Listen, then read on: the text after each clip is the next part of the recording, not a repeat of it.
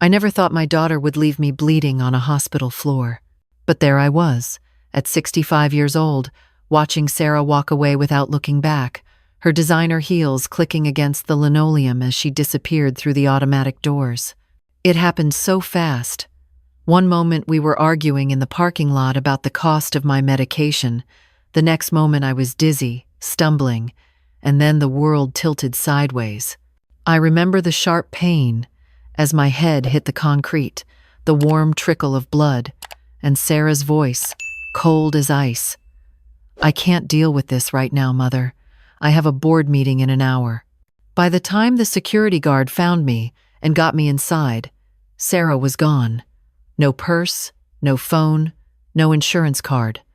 She had driven us there in her car for what was supposed to be a routine checkup. I didn't even have money for a cab home. The ER nurse, a kind woman named Patricia, helped me into a wheelchair after they'd cleaned and bandaged my head. "Is someone coming to pick you up, honey?" she asked gently. I tried calling Sarah from the hospital phone. It went straight to voicemail. I tried 3 more times. Nothing. "I don't understand," I whispered, more to myself than to Patricia. "She's my daughter. How could she just leave me here?" Patricia squeezed my shoulder. "Let me get you settled in the waiting area. Maybe she's just stuck in traffic." But I knew better. This wasn't the first time Sarah had shown her true colors. It had started small, years ago.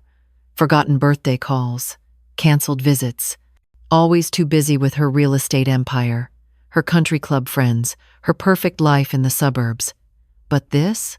Abandoning her mother at a hospital? I sat in that waiting room for 2 hours, watching families come and go, feeling more alone than I'd ever felt in my life. My head throbbed. My vision kept blurring. But worse than the physical pain was the ache in my chest where my heart used to be. That's when I heard her voice. "Excuse me, dear. You look like you could use a friend." I looked up to see an elderly woman in a wheelchair being pushed by a nurse. She was thin, frail, with silver hair pulled back in an elegant bun, but her eyes were sharp, intelligent, and kind. "I'm fine," I lied, wiping at my tears. "No, you're not," she said matter-of-factly. "I'm Catherine Whitmore. And you are?" "Margaret. Margaret Chen." Catherine waved her nurse away. "Give us a moment, Diane." Once we were alone, Catherine leaned forward, her voice dropping to barely above a whisper. "I'm going to ask you something unusual, Margaret, and I need you to trust me." He blinked at her, confused. "I need you to pretend to be my niece," Catherine said. "Just for a few hours, maybe a day or 2. My son and daughter-in-law are about to arrive, and I need to know if they actually care about me or if they only care about my money." I must have looked completely bewildered because Catherine smiled, a sad, knowing smile. "I know how this sounds, but please, hear me out. I'm dying, Margaret. Pancreatic cancer, stage 4. I have maybe 3 months left, and I've recently made some changes to my will. My real niece, my brother's daughter Elizabeth, passed away 5 years ago in a car accident. She was the only family member who ever truly loved me for me, not for my bank account. I don't understand what you want me to do," I said slowly. "My son Christopher and his wife Vanessa are flying in from New York. They haven't visited me in 2 years, Margaret. 2 years. But the moment my lawyer mentioned I was updating my will, suddenly they're on the next flight to Chicago. I need to know if they're capable of genuine love, or if I'm just a meal ticket to them." I looked down at my hands. I was just abandoned by my own daughter. She left me here, with no way to get home, no money, nothing. I wouldn't even know how to pretend to be someone's loving family member anymore. Catherine reached out and took my hand. Her grip was surprisingly strong. "Then, maybe we can help each other. You need a place to stay, someone who cares. I need the truth. And Margaret, I pay very well for honesty." Something in her eyes told me this woman was serious. And what did I have to lose? Sarah clearly didn't want me. I had no one waiting for me at home except an empty apartment and bills I could barely afford. "What do you need me to do?" I asked. Catherine's face lit up. Just be yourself. Be the kind, caring person I can see you are. Call me Aunt Catherine. Tell them we've been close for years, but kept it private because Elizabeth's death was so painful. They never met Elizabeth anyway. She lived in California. Can you do that?" Before I could answer, Diane returned with another nurse. "Mrs. Whitmore, your suite is ready." "Suite?" I repeated. Catherine winked. "I don't do regular hospital rooms, dear. Come on, let's get you settled. You'll stay with me, of course. We need to get our story straight before Christopher arrives." And just like that, my life changed. The suite was actually more like a luxury hotel room that happened to have medical equipment. There was a separate bedroom, a sitting area with a flat-screen TV, and a view of the Chicago skyline that took my breath away. "This must cost a fortune," I breathed. "Money," Catherine said with a dismissive wave, "is only useful if it buys you truth. Now, let's talk. Tell me about yourself, Margaret. The real you." Over the next few hours, I told her everything. About my late husband, Robert, who died of a heart attack 10 years ago. About how I'd worked as a librarian for 30 years to put Sarah through college. About how Sarah had married a wealthy lawyer named David and slowly, gradually, stopped needing me, stopped wanting me. "She used to be such a sweet girl," I said, my voice breaking. "I don't know what happened." "Money happened," Catherine said bitterly. "Money and greed. It changes people, Margaret. You'll see." Catherine told me her story too. She'd built a pharmaceutical company from nothing, starting as a lab technician and working her way up to CEO before selling the company for $300 million 15 years ago. Her husband had died young, leaving her to raise Christopher alone. "I gave him everything," she said. "The best schools, the best opportunities, and what did I get in return? A son who only calls when he needs something. A daughter-in-law who looks at me like I'm already dead. Why not just cut them out of the will entirely?" I asked. "Because I'm a foolish old woman who still hopes," Catherine admitted. "I hope that somewhere inside my son is the little boy who used to bring me flowers from the garden. I hope that if I'm proven wrong, if they truly don't care, then at least I'll know for certain before I die." She gripped my hand. "And that's where you come in. You'll be the test. If they're kind to you, if they accept you as family, maybe there's hope. But if they see you as competition for the inheritance, then you'll know the truth," I finished. Exactly. That night, Catherine had Diane bring me clothes from a boutique downstairs. Designer clothes that fit me perfectly. She had her hairdresser come in and style my hair. She bought me new glasses to replace my old scratched ones. "If you're going to be my niece, you need to look the part," she said with a smile. I barely recognized myself in the mirror. For years, I'd let myself fade into the background, wearing the same old cardigans, the same sensible shoes.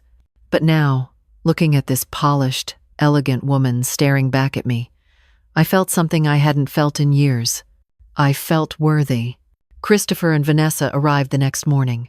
I was sitting in the chair next to Catherine's bed when they swept in, bringing with them the scent of expensive perfume and barely concealed impatience. Christopher was in his early 40s, handsome in that generic, wealthy way, with perfectly styled hair and a suit that probably cost more than my rent. Vanessa was tall, blonde, and looked like she'd stepped out of a fashion magazine. "Mother," Christopher said, bending to kiss Catherine's cheek with all the warmth of a business transaction. "How are you feeling?" "Tired," Catherine said, "but better now that you're here. And I want you to meet someone very special. This is my niece, Margaret." The temperature in the room dropped about 20 degrees. "Niece?"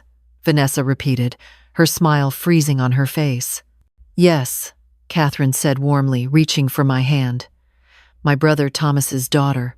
We reconnected a few months ago, and it's been such a blessing." I watched Christopher's face carefully.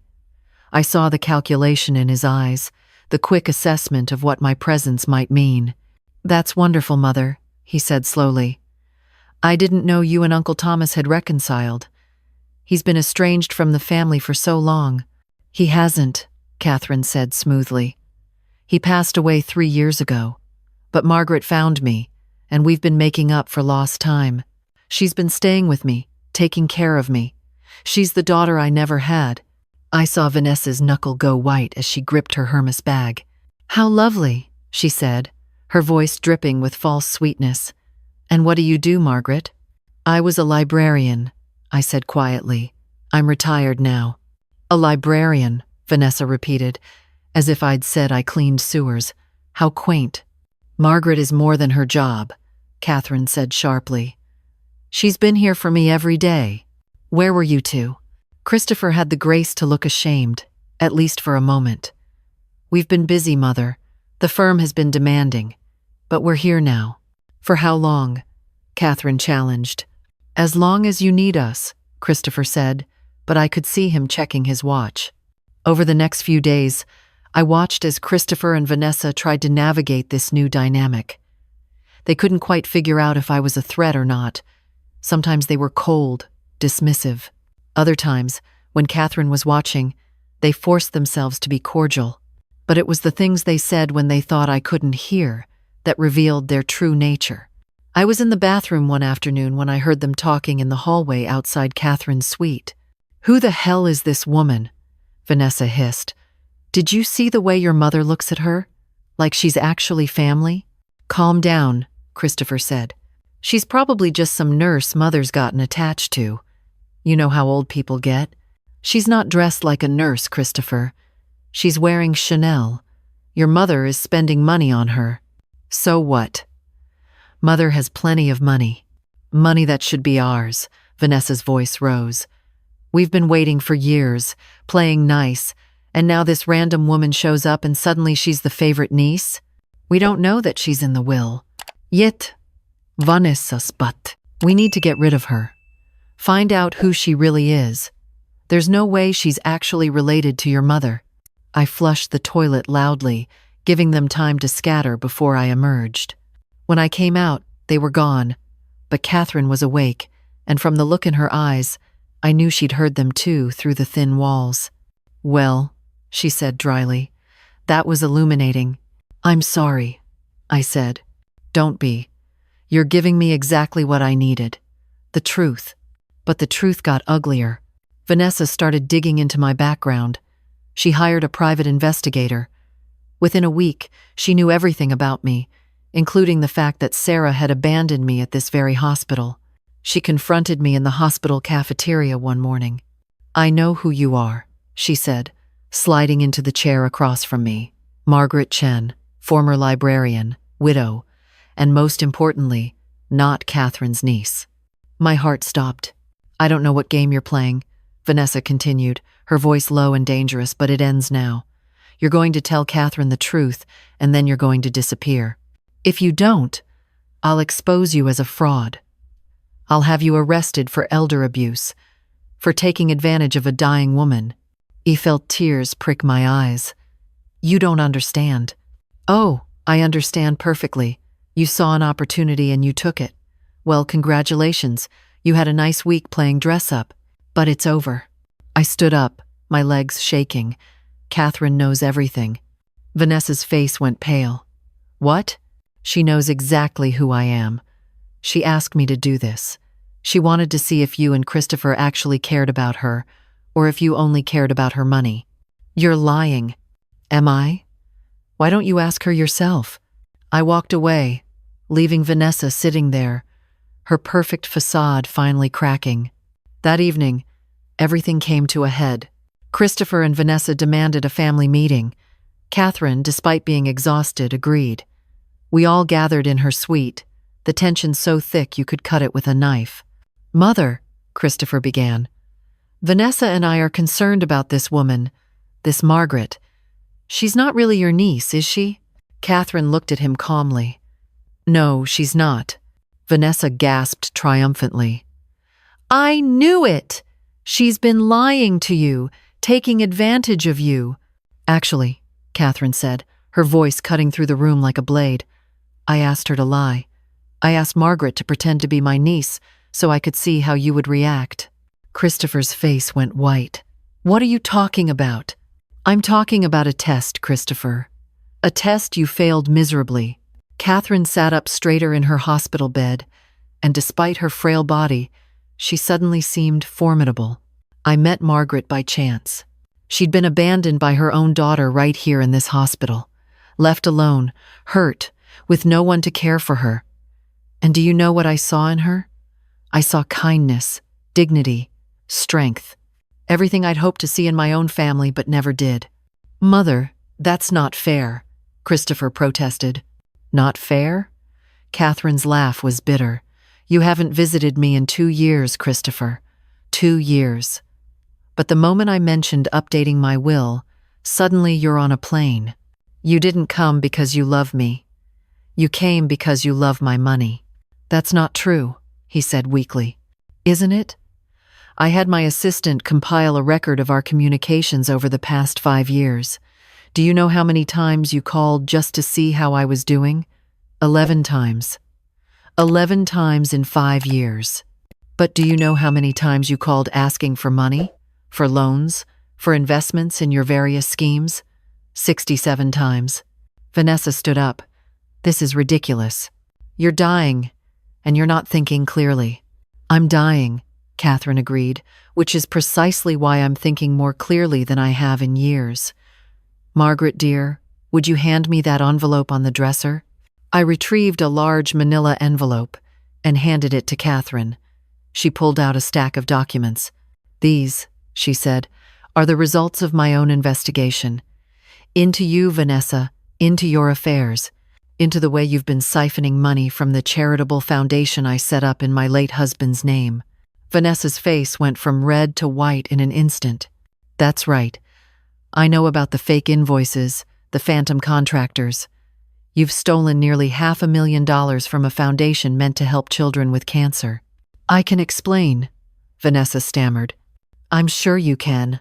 Just like you can explain why you've been trying to have me declared mentally incompetent so you could take control of my assets while I'm still alive. Christopher looked at his wife in horror.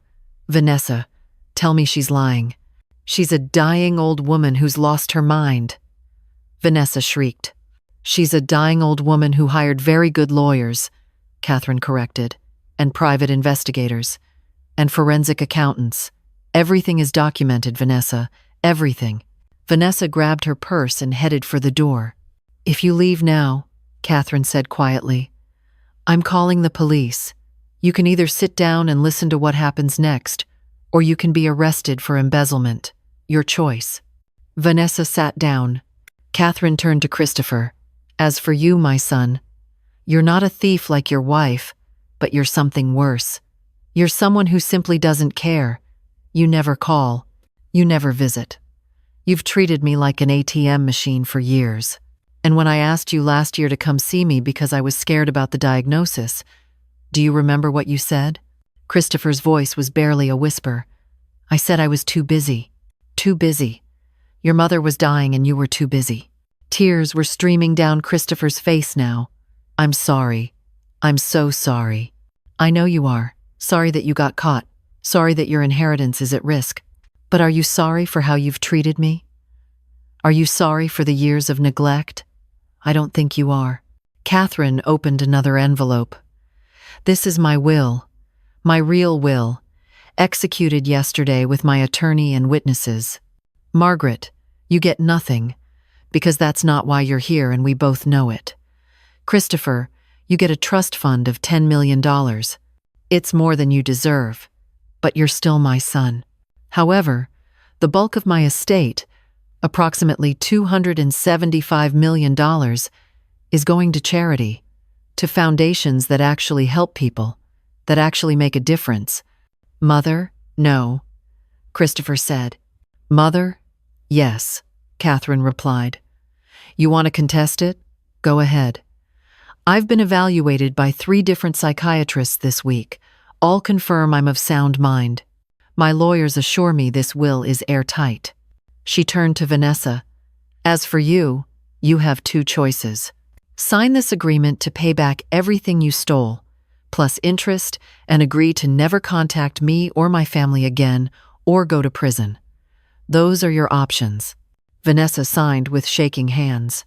After they left, Catherine and I sat in silence for a long time. "I'm sorry you had to see that," she finally said. "I'm sorry you had to live it," I replied. Catherine smiled sadly.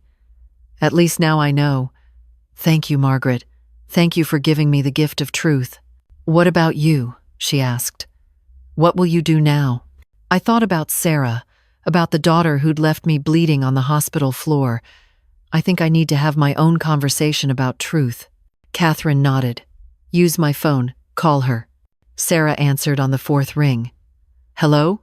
It's me, Mom." There was a long pause. "Oh, hi, Mom. Look, I've been meaning to call you, but things have been crazy. You left me at the hospital, Sarah. I had a meeting, I told you that.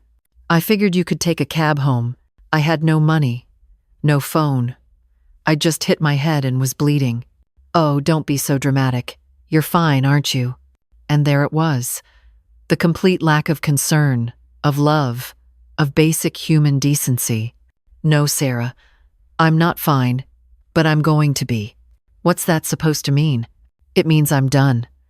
I'm done making excuses for you, done hoping you'll change, done being the mother you clearly don't want or need. "Mom, you're being ridiculous." "Maybe. But I'm also being honest. Goodbye, Sarah." I hung up before she could respond. Catherine squeezed my hand. "That took courage." "That took you," I said. "Watching you stand up to Christopher, claim your truth, it made me realize I deserve better too." "You do," Catherine said firmly, "and I want to give you something." "Catherine, no. You said I'm not in the will and I don't want to be. I didn't do this for money." "I know, which is exactly why you deserve it. I'm not changing my will, but I am giving you a gift, a house. I have a small cottage in Vermont, right on Lake Champlain. It's been empty for years, but it's beautiful, peaceful. It's yours, if you want it." I stared at her. "I can't accept that." "Yes, you can, because for the past week, you've been more of a daughter to me than I've had in 40 years. You've sat with me, talked with me, cared about me as a person, not a bank account. Let me give you this. Let me give you a new start." Through my tears, I managed to whisper, "Thank you." Catherine lived for another 2 months. I was there every day, and not because she'd given me a house or promised me anything. I was there because I'd grown to love her, truly love her, in the way family should love each other. When she passed on a quiet Tuesday morning, I was holding her hand. Christopher came to the funeral. Vanessa didn't. She was too busy with her lawyers fighting the embezzlement charges. Christopher and I didn't speak much, but before he left, he approached me. "I wanted to hate you," he said quietly, "but I can't, because everything my mother said was true. I was a terrible son, and you were there when I wasn't. It's not too late to change," I told him. "Your mother's gone, but you still have a life ahead of you. You can choose to be better." He nodded, tears in his eyes. "I'm going to try." I moved to Vermont in the spring. The cottage was everything Catherine had promised. A beautiful stone house with a view of the lake that took my breath away every morning. I started volunteering at the local library. I made friends with my neighbors. I learned to kayak. I planted a garden. And every evening, I sat on the porch and watched the sunset over the water, and I thought about Catherine, about the strange twist of fate that had brought us together. Sarah called once, 3 months after I moved. She'd heard somehow that I'd inherited property. "So you're living in Vermont now?" she asked, her tone suggesting she thought I'd lost my mind. "I am." "Must be nice, having rich friends who give you houses." She wasn't my friend, Sarah. She was family, real family, the kind that shows up when you need them. What's that supposed to mean? It means I learned something important. Family isn't about blood. It's about who's there when you're bleeding. Sarah hung up. I haven't heard from her since. Sometimes I wonder if I should feel guilty about the role I played in Catherine's final test of her son. But then I remember Vanessa's cruelty, Christopher's indifference, Sarah's abandonment, and I remember Catherine's words, "Thank you for giving me the gift of truth."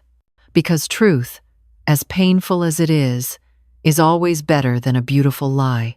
I learned that the hard way, bleeding on a hospital floor, abandoned by my own daughter. But I also learned something else. I learned that sometimes the worst moments of our lives can lead us to the best ones. I learned that family is what you make it. And I learned that love, real love, isn't about obligation or blood or inheritance. It's about showing up, about caring, about being there when someone needs you most. Catherine showed up for me when I had no one. I showed up for her when her real family wouldn't. And in those final months together, we became the family we both deserved. That's the truth, and it's the only thing that matters.